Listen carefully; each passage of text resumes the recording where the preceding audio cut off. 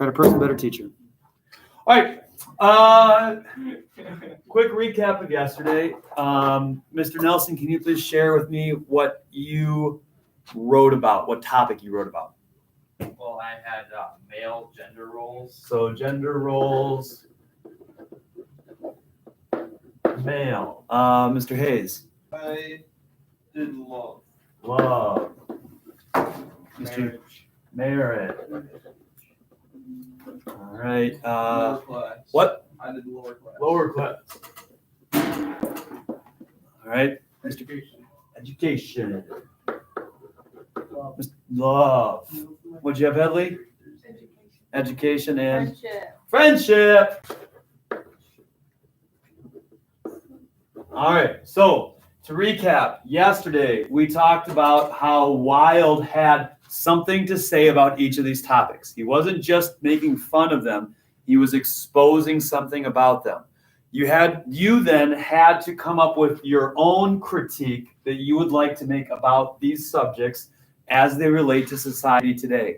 What I think a good job in one class and not a good job in another class of emphasizing was that Wilde's critique wasn't just of something that was ridiculous. It was of something that was seen as socially acceptable or socially promoted at the time. And he exposed that thing that is seen as normal as ridiculous. If you just pointed out how something is dumb as it relates to one of these topics, you aren't as nuanced as Wilde yet. You have to say, like, if you have education, you have to look at education and think about something that we do that is seen as normal and appropriate and all right. And then you, as a human being, have to say, yeah, you know what? We see that as normal, but it's actually cray-cray. You know, for example, Eli Anderson in the first class had a wonderful idea for education, wherein he stated that schools today value or measure your intelligence based on tests that don't actually have a correlation to real world or applicable intelligence. Like, for example, an ACT score. You know, that's a multiple choice test that is taken around subjects of reading, writing, math, whatever. But you would never use that test or the information measured on that test in any sort of applicable way, you know, towards life. So he's like, it is ridiculous that we measure and value intelligence in that way. And so he highlighted this ridiculous thing that is seen as normal. And then you either say why it's ridiculous or what is the danger of that being ridiculous, or you move on to say, here's how we hope for something that's better. So like Oscar Wilde for education said, hey, it's ridiculous that we just value the like German grammar, Latin, and whatnot. Why is that ridiculous? That's ridiculous because it doesn't. Interruption. Attention, juniors and seniors. If you are interested in attending UW Eau Claire, the rep is here in the office at this time. Thank you. Boo! Blue goal. Boo! Blue goal. Also, yeah. So that gives you a little idea of what type of education you get at Eau Claire. Yeah, there's an Eau Claire. There's a River Falls. Yeah. Where? Yeah. And Nathan, what do we think of Andrew Durkis? He's not very smart. There we go. There we go. Proofs in the pudding. All right. Wilde didn't just say that education was bad. Why was education ridiculous according to Wilde? You're just focusing on these arcane. You did the same thing in the first class. Arcane subjects that have no effect on a class's ability to rise or make life better. So then you could move on from there to say that, so Wilde's saying that education is designed to keep people down. Or you could say something like, to make better, in order for the classes or in order for education to promote the idea of equality, more socially cognizant subjects need to be taught. So that's kind of what you need to do. It's not just enough to say, hey, here's this ridiculous normal thing we have about male gender roles today. Either why is it ridiculous? What's the danger in that ridiculous notion? Or how do we change things for the better? Does anyone think they cranked out a sentence that they feel pretty good about?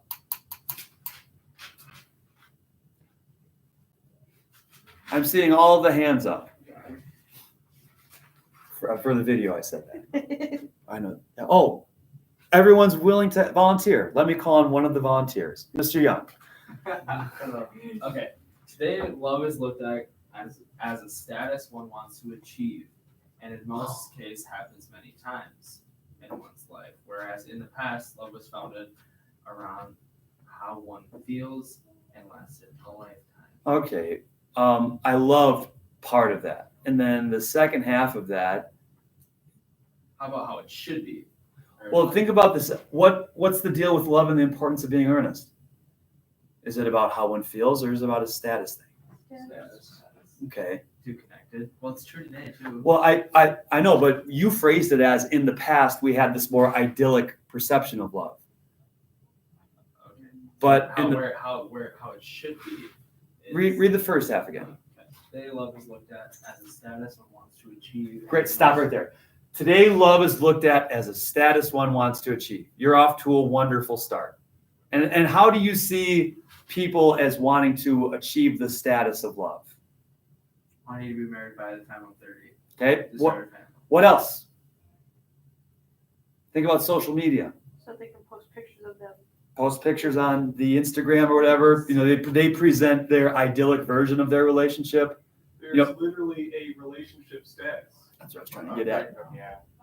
What is that? They could update their status. Yeah. And so everyone can kind of be like, oh, wow. In a relationship? Oh, that's so cute. No. Yeah, yeah. Like. Okay, so that is something that's socially acceptable, right? Achieving the status of love. Hey, why is that ridiculous? That's not the way it should be, Why is that not the way it should be? because love is an idea that's founded upon like the way two people feel, how strongly they feel about each other, and not just upon a social status and what others think. Okay, and so what your start and Bushinger's finish, boom, there's a sentence right there that states a critique of modern society's perception of love. And we could also build off of that and talk about what's the danger in thinking of love as a status. You're just using them. So they're gonna get hurt. Putting up- Yeah, you're using somebody for your own sort of like selfish insecurities or to satisfy your own insecurities, right? So you want to achieve love so that you can have that status, not because you want it. So either of those two would be wonderful ways to talk about love. Where's my gender role? What do you got, Mr. Nelson? These sit there and kind of highlighting the perceived gender divides in modern society by having men conform to specific household duties defined by their genders. And what are you thinking about for that one? I don't know, maybe something along the lines of like cooking or going to work in the morning. So what is the socially acceptable thing that you're pointing out as being ridiculous? I don't know. I feel like this is kind of like a more of an old-fashioned idea, but I guess it's still kind of modern society in relation to wild. But like, who cooks the meals? Who's expected to cook the meals versus like how it actually? Because sometimes we it's not always the female that cooks, or sometimes the male cooks. So. I do all the cooking in our house. Yeah, I mean, I don't know. See, like, it could go either way, I guess, not necessarily male or female. I think so. I get what you're trying to say, but I don't know that you are focused enough yet to have a really strong critique. What is the male gender role that is socially accepted now, or even promoted? So I think what you're trying to say is here's something that males are expected to do based on society. However, that's a ridiculous expectations for just males to have that expectation. Right? Or maybe like going. I think because the cooking thing, Yeah. that's more applicable to gender roles for females. Yeah. So here's traditional expectation is that woman's role is to care for the house. However, that's ridiculous because Men blank. do or that's a dangerous idea because blank. Does that make sense? Yeah. Okay, so you need to provide a little bit more focus to that. Does anyone else have one that they'd like to share? Dirkus. I changed mine up, so I don't Great. know how this is now. Which one are you doing? Love. Love. Love today can be just as satirical as the old days of Victorian society, as they both put it on a pedestal built by inanimate ideas and objects. Ooh. So love is hoisted up on material items, right? How do you see that happening today? Well, ideas and objects. So, as in ideas, what Hunter was talking Yep. about. And talk to me more about objects, though. Objects, it's like you have to buy the person you love all these things. Yeah. But all should it really matter is that you have There's like a different holiday like every 3 months, right? That's crazy.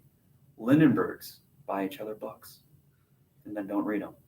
But we think very carefully about the book we buy. Sticking it to the man. Take that, Prestwick House Publishing. That's great. You just used the word satire incorrectly there. Yeah. Okay, so, but the idea though, so love, the ridiculous thing is that love is predicated on status and objects, or ideas and objects instead of blank. So I can just use ridiculous instead of satirical. Substitute the word ridiculous in there. See what happens. Love today can be just as ridiculous as the old days of Victorian society, as they both put it on a pedestal with ideas. And then you would need to move on to add either how or why that's ridiculous or dangerous, or present what love should be predicated on, or what should be on a pedestal on. Does that make sense, Mr. Durkis? Yeah. All right, now class, to recap, your sentence needs to expose something that's seen as socially acceptable now, state why that's crazy, state what the danger of that socially acceptable thing is, or move on to present something that's more altruistic or optimistic about a future. So you need to have that sentence. That's the critique that you are going to be making about present day society. Oh, excuse me. We get out of here at 2:50, right? Yeah. So we have 20 minutes. You need to cement that critique before you leave class today. Additionally, what you need to start thinking about is a dramatic situation that you can create in order to communicate your critique through your play that you're going to write. So what I mean by that is, let's go back to Mr. Anderson's example. He wants to critique the idea that people measure education incorrectly nowadays. What would be a dramatic situation that would facilitate a conversation where that could happen? Like a job interview. Yeah, a job interview. And maybe the prospective employer is using his ACT score. Oh, so you'd like to be a doctor. Well, I noticed that your ELA score on your ACT was 16. So obviously that's not going to happen today. So that could present, that would be right for that one. A student and a teacher, like in a classroom. A counselor talking with a kid talking with a parent about their scores or about their grades in school. Any of those would facilitate a conversation that he could use to help make that point. Mr. Durkis's and Mr. Young's about love. Both of them are talking about love as a status. What would be a dramatic situation that would facilitate a conversation or a scene where that can happen, that point can be made? Someone just gets into a relationship and all of a sudden they're like all happy on social media, just like going crazy, like posting stuff. Right. So two people, sitting in front of a computer right after they update their status. Yeah. Right. And then you could have the scene would be them talking about what's happening there. Mr. Nelson. You could have like the male partner or something give like a ring or an object to the female, and the female gets all distraught because she fears he doesn't love her because the item was not that great. Yeah. Cubic zirconia instead of diamond, baby. What are you talking about? Do you not love me diamond? You only love me fake diamond? What is this? Yeah. Oh my gosh. Yeah, unbelievable. This is only 2.5 months salary. Are you kidding me? Does anyone watch The Office? It was Michael Scott. Like, it's supposed to be like 3 years salary, right? What? What about Mr. Nelson's and gender roles? Oh yeah, please help a brother. I mean, well, it's obvious. What? What'd you say?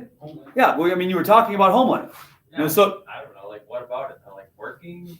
Like, well, if it's, Have the lady, the guy comes home, 6 o'clock, puts his hat on the little hat thing, goes, "What you make me for dinner today?" You know? Yeah, I mean, I don't know. Did you at least clean the house? Yeah. Oh my Ah, gotta watch out. Yeah. No, well, now hold on though. Or you could have two male roommates. You know, so male roommate A comes home to male roommate B, and none of the jobs that would be traditionally they're like, oh man, well, I guess we can't, you know, eat or clean or whatever. We are just helpless. Or but Can't do it. can't do it ourselves. Yeah, isn't this crazy?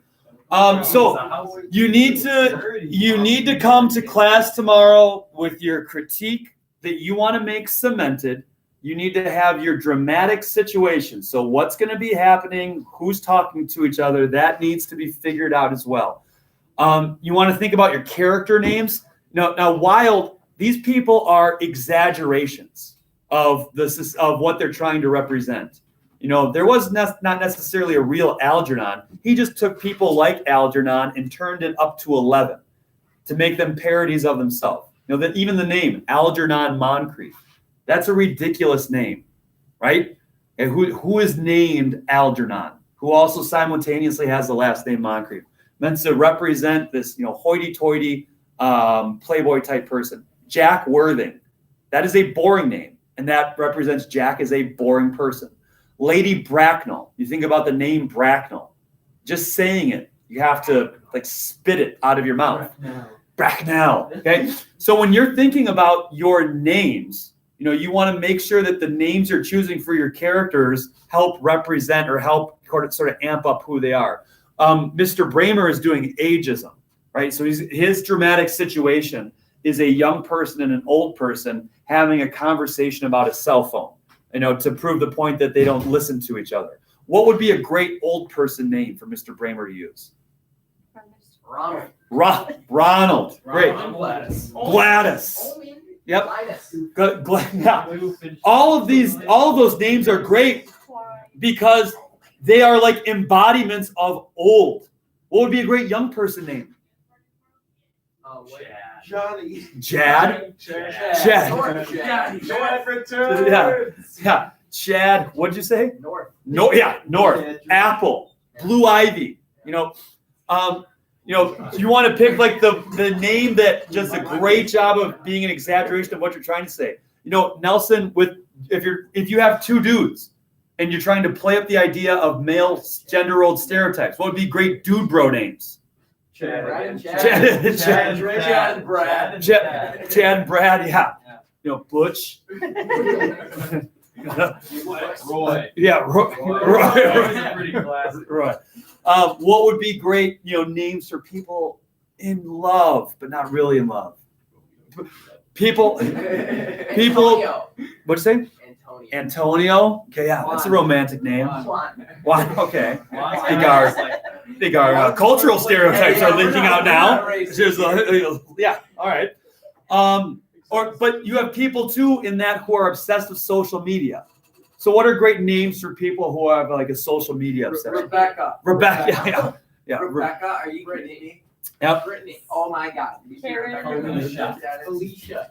But now we're playing gender stereotypes. What about what's a dude name? What's a guy's name? Rebecca and Juan. Rebecca and Brock. Rebecca and Brock. No, I feel like an Anthony would be on Antonio. I feel like Corey would be too. Yeah. Yep. Corey Or Jack. Corey Jack religiously wanted to- updates all of his social media. Stars of Oh. my romance. Oh yeah. Well, I mean, You mean what actors. better modern day romance than the story of Corey and Amber Lindenberg? Okay. So you need to have your critique, your dramatic situation, your character's names ironed out. Tomorrow you will start writing this play, in which you will have two characters who participate in a scene that does a good job of emphasizing what you're trying to emphasize. That makes the point you're trying to What does the scene encompass again? your sentence needs to state the critique that you would like to make about today's society. Okay. And what else does, you said it needs to include like 3 parts? You need to have what is socially acceptable, but is actually ridiculous. Okay. And then what is the danger of that? Or what is a way to rectify that? Okay. Does that make sense, one and all? All right. If you have questions or if you'd like Mr. Olson from Eau Claire or Mr. Lindenberg from River Falls to check out your jams, you have the next 10, 13 minutes to do so.